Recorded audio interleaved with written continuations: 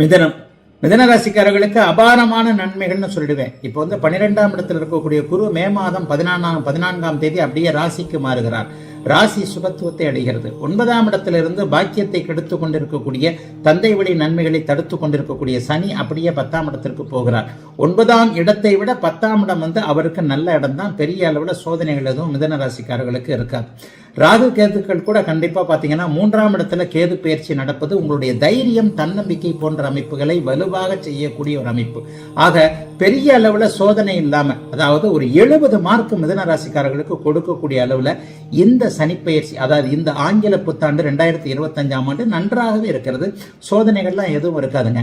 ராசி சுபத்துவம் அடைந்தாலே உங்களுக்கு என்னென்ன பிரச்சனைகள் இருக்கோ அதை சமாளிக்கக்கூடிய தைரியமும் வலிமையும் அதற்கான ஒரு சிந்தனை அமைப்புகளும் செயல் திட்டங்களும் உங்ககிட்டயே வந்துடும். அடுத்தவங்கெல்லாம் அவங்க பிரச்சனையை தீர்க்கணும்னு அவசியம் இல்லை. உங்களுடைய பிரச்சனையை நீங்களே தீர்த்துக் கொள்ளக்கூடிய அமைப்புகள் இந்த வருடத்தின் மே மாதத்திலிருந்தே அப்படியே நல்ல விதமாக ஆரம்பிக்கிறது. 3ஆம் இடத்தில் இருக்கக்கூடிய கேது முயற்சிகளை நல்ல விதமாக பலிக்க செய்வார், புகழடைய செய்வார், பெயரடைய செய்வார், நல்ல அறிமுகங்களை கொடுக்க செய்வார், நல்ல வாய்ப்புகள் கிடைக்க செய்வார். அந்த வாய்ப்புகளை அப்படியே நல்ல விதமாக உபயோகப்படுத்திக் கொள்ளக்கூடிய தன்மைகள் உண்டு. வருடத்தின் பிற்பகுதியில் நல்ல வேலைகள் கிடைக்கும், குடும்பம் அமையும், கணவன் மனைவி யார் என்பது அடையாளம் தெரியும், காதல் கைகூடும். பிரேக்கப் ஆச்சு பாருங்க அஷ்டமச்சனியில, அந்த பிரேக்கப் ஆனதுக்கு அப்புறம் ஒரு புதிதாக ஒரு அறிமுகம் கிடைச்சிருக்கும். அந்த காதல் கைகூடக்கூடிய அமைப்புகள்ல கண்டிப்பாக இருக்கும்.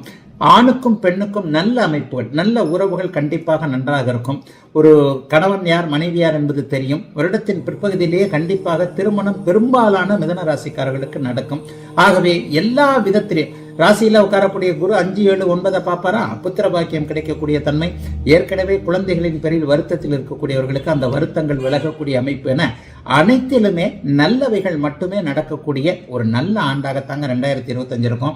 2021, 22 மிதன ராசிக்காரர்களுக்கு நன்றாகவே இல்லையே. அந்த மாதிரியான சோதனைகள் எதுவும் இப்போது பெரும்பகுதியாக கண்டிப்பாக கிடையாது. ஆகவே அவரவருடைய வயதிற்கு ஏற்றார் போல 20 வயதிற்கு ஒன்று, 40 வயதுக்கு ஒன்று, 60 வயதிற்கு ஒன்று மாதிரி அவரவருடைய வேலை, தொழில், வியாபாரம் போன்ற அமைப்புகள், ஜீவன அமைப்புகள் வலுவாக இருப்பது, குடும்பத்தில் கொஞ்சம் நிம்மதி இருக்கிறது, வெளிநாடு வெளிமாநிலம் போன்ற இடங்கள்ல இருந்துட்டு திரும்பி வரணும்னு நினைக்கிறவங்களுக்கு திரும்பி வரக்கூடிய வாய்ப்புகள் கிடைப்பது என எல்லாம் சரியாக இருக்கக்கூடிய நல்ல வருடமாக அமைந்திருக்கிறது 2025 மிதனத்தில் அனைவருக்கும்.